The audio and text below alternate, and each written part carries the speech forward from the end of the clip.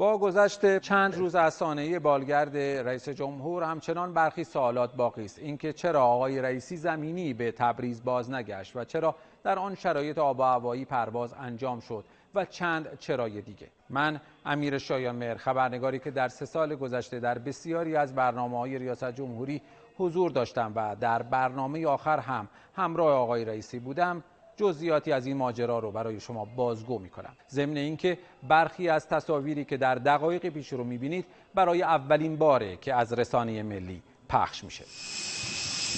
چند دقیقه بعد از 7 صبح روز 30 اردیبهشت 1403 هواپیمای حامل رئیس جمهور در فرودگاه شهید مدنی تبریز فرود میاد.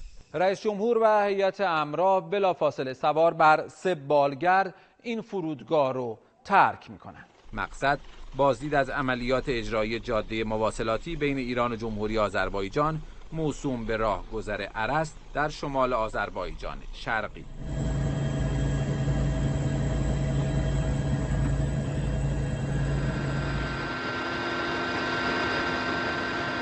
ساعت حوالی 8 صبح بالگردها پس از 40 دقیقه پرواز و بازدید هوایی از منطقه در محلی اطراف روستای کلاله در 160 کیلومتری تبریز فرود میاد.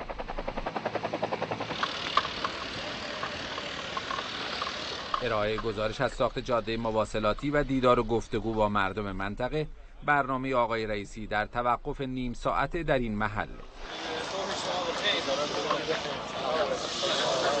با جور اومدیم اینجا. از این مامورات خدا خیرشون میده. خواهش کردیم به این پیرمرد آقای آل هاشمی هم اجازه میدن. قانون میام این آقای رئیس. با خدا دوستی میکنم. خوب لحظه. یکی بغلون پاسگاه یکم کلمه هلیکوپتر مهرابیان گردید.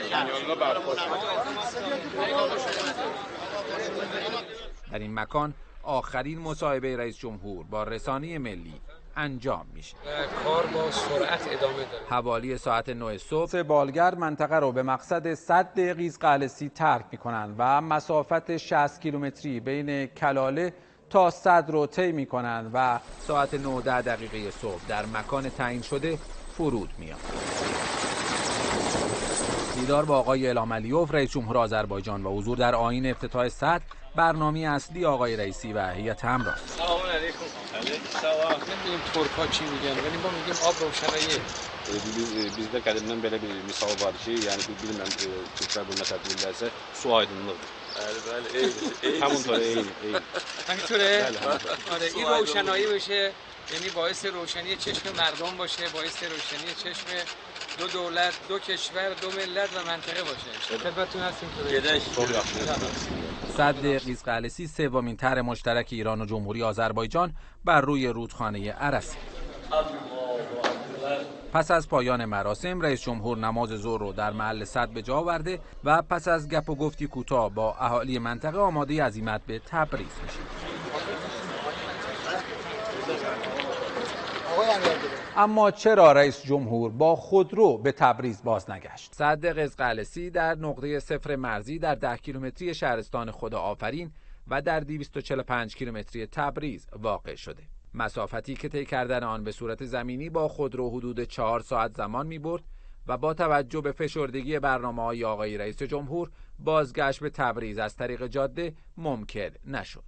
البته نزدیکترین فرودگاه عملیاتی به سد هم فرودگاه پارساباد مقام بود که در 120 کیلومتری سد قرار داشت و رفتن به آنجا 2 ساعت زمان می‌برد.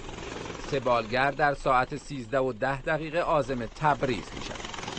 بالگرد رئیس جمهور در وسط 2 بالگرد دیگر قرار داشته و آرایش بالگردی نیز از بالا به پایین به صورت پلکانی و راست به چپ بوده.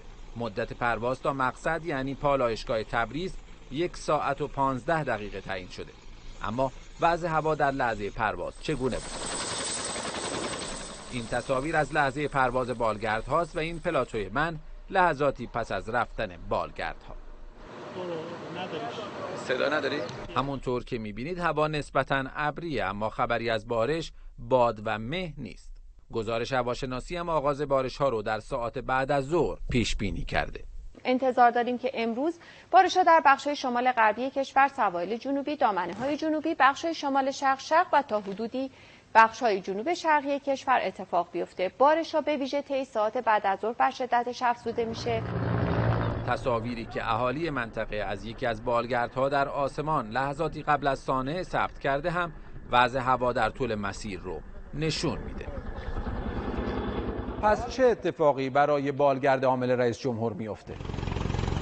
حدود نیم ساعت پس از پرواز در حوالی معدن مس سونگون بالگردها به یک توده ابر برخورد میکنند. دستور خلبان بالگرد رئیس جمهور به عنوان فرمانده میدان ارتفاع گرفتن بالگردها برای عبور از فراز توده ابرهاست. 2 بالگرد با این دستور از توده ابر عبور کرده و پس از حدود 1 دقیقه خود رو به بالای ابرها میرسونند. این عکس رو رئیس دفتر رئیس جمهور از بالگرد شماره 3 و پس از رسیدن بر فراز ابرها گرفته. شواهد موجود در عکس نشون میده جز همان توده ابر در باقی مسیر از ابرهای فشرده و مه خبری نیست. بالای ابر اومدیم، شاید مثلا 30 ثانیه ادامه مسیر دادیم، خلبان متوجه شد که هلیکوپتر اصلی همراه ما نیست. هنگام عبور بالگردها از توده ابر ارتباط بالگرد حامل رئیس جمهور با 2 بالگرد دیگه قطع میشه و تلاش برای برقراری تماس و جستجو برای یافتن نشانی از بالگرد حامل رئیس جمهور بی‌نتیجه است. تصاویری که یکی از همراهان از لحظه جستجو ثبت کرده نشون میده توده ابر موجود دید رو محدود کرده و با این شرایط جستجوی هوایی بی‌نتیجه بوده.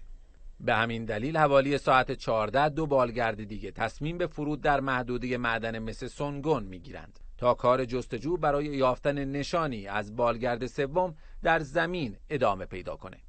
همراهان پس از رسیدن به زمین تلاش میکنند تا با سرنشینان بالگرد حامل رئیس جمهور تماس برقرار کنند تا اینکه در ساعت 2:18 یکی از تماس‌ها با تلفن همراه خلبان بالگرد مفقود شده پاسخ داده میشه. آقای شما ردیابی کنید. این هلیکوپتر çıktı hazır. Hazır hiç ses yoktu danışan adam. İndi dəqiq bilmirsiniz siz ayağınasınız. Bəs bu quşunu اصلا gətirəmə. Sən quşu biz rətiyabə gəl. آقای آلاش صدای من رو دارید؟ حالتون خوبه؟ از این پس تماس با تلفن همراه خلبان مصطفوی که توسط آیت الله الهاشم پاسخ داده میشه تنها امید برای یافتن بالگرد و سرنشینان آن است. بقیه کجان؟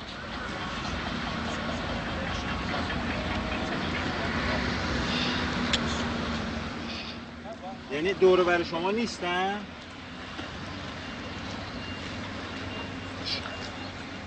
شما تنهایی؟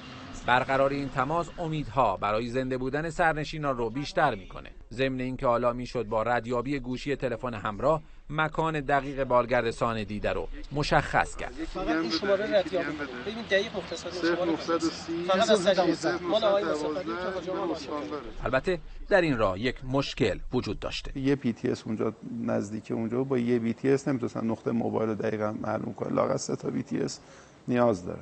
ولی یه منطقه حدودی رو معلوم کردن که همین روستای اوزی بود. بر اساس اطلاعات دریافتی محدوده‌ای بین 3 روستای اوزی، اردشیر و تویر از توابع شهرستان ورزقان در 120 کیلومتری تبریز به عنوان محل جستجو تعیین میشه.